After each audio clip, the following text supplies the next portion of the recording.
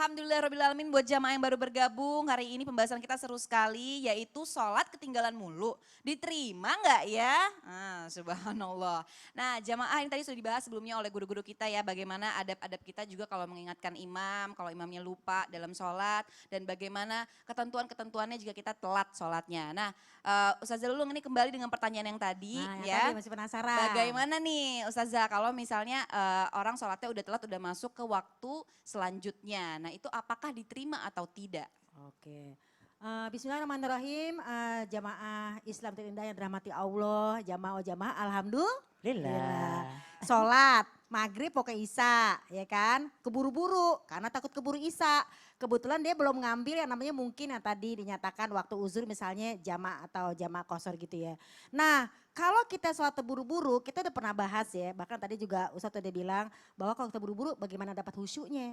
Masalahnya tadi dia cuma dapat yang namanya mengambil waktu biar nggak telat atau biar nggak ketinggalan. Ada di dalam hadis dari riwayat Muslim dan hadis Bukhari nomor 580 dari Abu Hurairah. Ada jawaban dari hadis ini, kalau memang dia terburu-buru karena waktu yang tadi waktu darurat, ketika dia sholat maghrib baru dapat satu rakaat azan isya. Nah ini dinyatakan dalam hadis Abu Hurairah dia mendapatkan rakaat penuh. Asalkan tadi bukan dalam keadaan lalai-lalai atau abai. Tapi bahkan di dalam hadis lain ya ketika memang dia akan mengambil yang namanya waktu uzur tadi, dia bisa aja kenapa enggak dijadiin jamaah aja maghrib sama isya. Karena apa? Daripada terburu-buru, karena apa? Sholat terburu-buru tidak akan mendapatkan target sholat. Karena target sholat pemirsa adalah 3. Yang pertama adalah dia istirahat jiwa.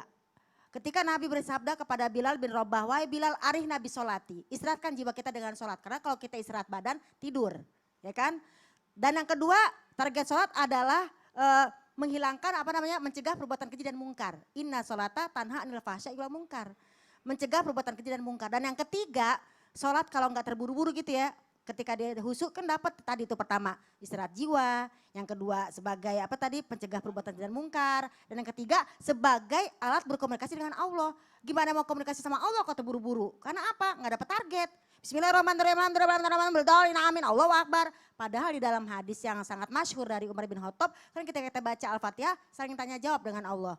Bismillahirrahmanirrahim. Alhamdulillahirabbil alamin. Oh, hambaku sedang memuji aku. Hamidani abdi dan seterusnya sampai ke iyyaka na'budu wa iyyaka nasta'in. Jadi, pemirsa, kalau yang namanya kita terburu-buru karena uzur, ya itu tadi kembali ke hadis Muslim dan Bukhari dalam riwayat 80.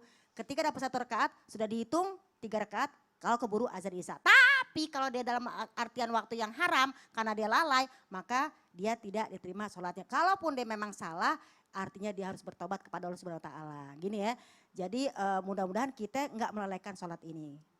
Jadi jangan sampai kita Allah maha penyayang, Allah maha pengasih. Kadang kita terlalu pede. Padahal kan dengan kita sholat kita hidup kita bahagia, benar gak sih? Benar. Ini gimana mau bahagia?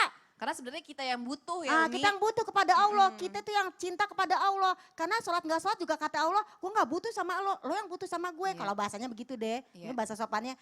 Ente berhajat kepada aneh, tapi aneh nggak berhajat pada ente. Yang bikin kita bahagia itu sholat, tepat waktunya nggak sih? Beda lo gue sama anak ente itu sopan, satunya sopan ya? Bukan masalah sopan, beda huruf. Oh beda huruf.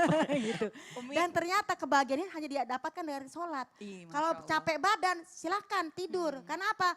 Waja'alna naumakum subata. Kami jadikan tidurmu sebagai istirahat. Tapi kalau jiwa istirahatnya cuma dengan sholat. Itu sampai Nabi ngomong sama Bilal bin Rabah. Jadi kalau ada orang gak berbahagia, kita mungkin siapa ya? Reminder myself Caela ya. Kalau gak berbahagia berarti gue sholatnya kurang nih. Kenapa? Kayak lagu. Apa tuh? Di atas bumi ini ku berpijak. Ya kan? Iya kan benar gak sih? Iya benar-benar. Ada hati yang tenang di hariku. Masya Allah. Tak pernah ada duka yang apa sih?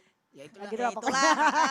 Jadi kalau mau bahagia, yuk kita sama-sama, kita termasuk saya, sholatnya jangan lalai, jangan abai. Please, memang Allah maha pengampun, tapi jangan yang meremehkan masalah sholat. Jadi terburu-buru kalau bisa jangan deh. Tadi guru kita menyatakan ada 7 waktu. Masa waktu haram terus sih? Masa Allah kita kasih sisa waktu? Padahal Allah selalu memberikan yang afdol kepada kita. Jangan kasih Allah sisa-sisa dong. Katanya kita gak mau disisa-sisain. Gimana sih pemirsa? Maaf. Jadi sekali lagi ya, Emosi. ini Masya Allah ya Umi ya, tadi dari hadis pun juga disebutkan ini Masya Allah banget, berarti Allah tuh memberikan kita kemudahan banget ya. Bahkan kita Banyak. telat tapi udah masuk 1 rakaat pun Allah menghitung itu menjadi Rokaat yang penuh. rokaat Yang yang penting penuh, terusin sholatnya, Masya jangan pas Allah. ajan udah selesai, jangan. Iya benar, tapi sekali lagi dengan alasan yang syar'i ya jamaah. Jadi jangan disengajain, benar-benar kita juga harus melakukan hal-hal yang bermanfaat. Jangan sampai sia-sia dan sampai sholatnya ketinggalan ya, subhanallah. Nah